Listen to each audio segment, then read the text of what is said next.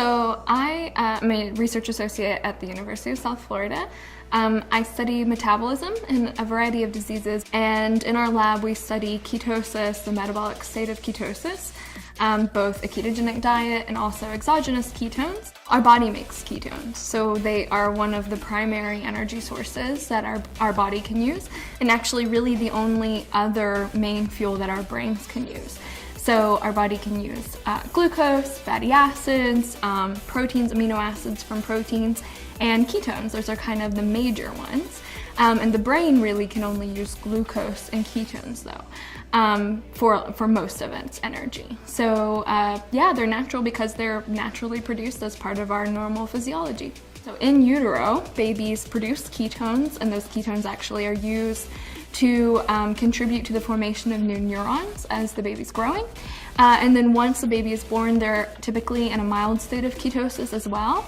And because mother's milk contains a high amount of medium-chain triglycerides, which are ketogenic fats, babies often also have a mild state of ketosis during the duration of when they're being breastfed.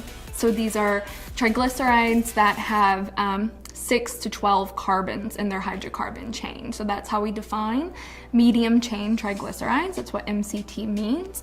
And that length of their hydrocarbon chains is why they're ketogenic. So they don't get metabolized the normal route that our longer chain fats do. Instead, they pretty much go directly to the liver, and the liver produces part of them, converts them into ketones right there.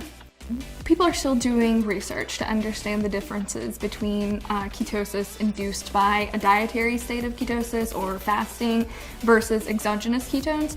A lot of the research suggests that there are many overlapping paths. If ketones are present in the blood, they get taken up by the tissues and metabolized.